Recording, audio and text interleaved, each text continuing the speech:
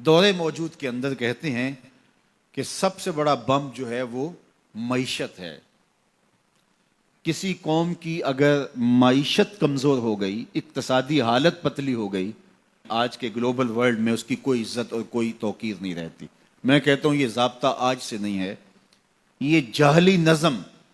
جو موجودہ مہذب دنیا کے اندر یہ جو جاہلی قانون اور ضابطہ ہے،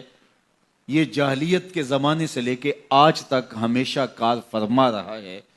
کہ جس کے پاس چار ٹگے ہوتے ہیں اس کی بات بھی غور سے سنی جاتی ہے،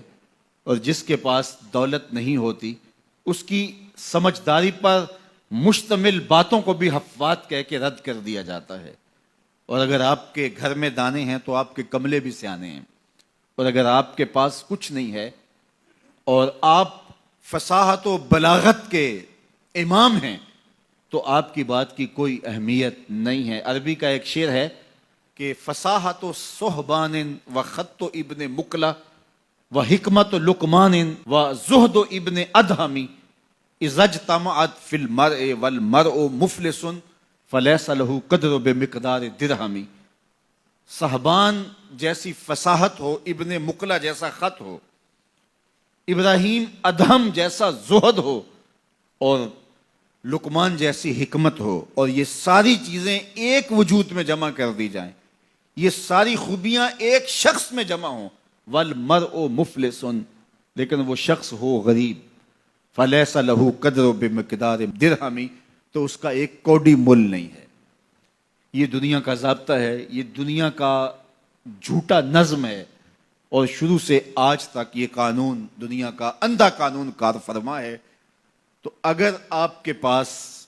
دولت نہیں ہے، آپ کی معیشت مضبوط نہیں ہے، آپ اقتصادی حالت کمزور رکھتے ہیں، تو پھر نہ آپ کی بات سنی جائے گی اور نہ آپ کی کوئی توقیر ہوگی۔ اقوام عالم کے اندر اپنے آپ کو کھڑا کرنے کے لیے اپنی اقتصادی حالت آپ کو بہتر کرنی ہوگی، اور اقتصادی حالت بہتر کیسے ہوگی؟ دیانت اور سچائی کے ساتھ اگر آپ بڑھیں گے تو آپ کو رستے نصیب ہوتے چلے جائیں گے، اللہ آپ کی مدد کرے گا، اللہ آپ کی نصرت کرے گا۔ دیانت کے ساتھ اور سچائی کے ساتھ جو قومیں آگے بڑھی ہیں، وہ قومیں کافر بھی ہوں تو انہیں راستے ملے ہیں، اور دیانت اور سچائی کو جن قوموں نے چھوڑا ہے، چاہے وہ تہجد گزار بھی ہوں، انہوں نے راستے مسدود پائے ہیں، راستے بند پائے ہیں۔ اس لیے یہ اللہ کا ضابطہ ہے، اللہ کا قانون ہے کہ اللہ جل شانہ اپنے طے شدہ اصولوں سے انحراف نہیں کرتا۔ تو اگر ہم چاہتے ہیں کہ ہم آگے بڑھیں تو ہم سب کو دیانت کے ساتھ، سچائی کے ساتھ آگے بڑھنا ہوگا۔ جن قوموں کے اندر خیانت آ جاتی ہے، وہ خیانت کسی بھی رنگ اور کسی بھی روپ میں ہو،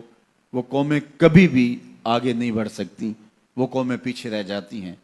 اور جو قومیں سچ کی بجائے جھوٹ کو فن سمجھ لیتی ہیں اور وتیرہ بنا لیتی ہیں، وہ قومیں بھی برباد ہو جاتی ہیں اور اپنی عزت کھو دیتی ہیں۔ آج دنیا کے اندر اگر ہم نے عزت کو حاصل کرنا ہے تو ہمیں دیانت اور سچ کو تھامنا پڑے گا۔ میں یہاں بیٹھ کے یہ بات کر رہا ہوں، میری بات آپ تک اور سوشل میڈیا کے ذریعے کچھ لوگوں تک تو پہنچ سکتی ہے، لیکن میں اس کے باوجود یہ بات اس لیے کر رہا ہوں، کم از کم جو میرے حصے کا کام ہے اس سے تو میں عہدہ برا ہو سکوں، اور آپ بھی اپنے حصے کے کام سے کبھی بھی غافل نہ ہوں۔ آج ایک مزدور جو 8 گھنٹے کام کرتا ہے، اس کے سر پہ مالک کھڑا نہ ہو تو وہ خیانت کرے، تو اسے سوچنا چاہیے کہ اس نے اللہ کو جواب دینا ہے، اور اس کی کمائی میں کبھی بھی برکت نہیں ہو سکتی۔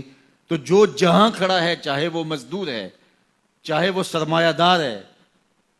تو اس کو خیانت اور جھوٹ کے ساتھ آگے نہیں بڑھنا ہوگا، بلکہ اس کو دیانت اور سچائی کے ساتھ آگے بڑھنا ہوگا۔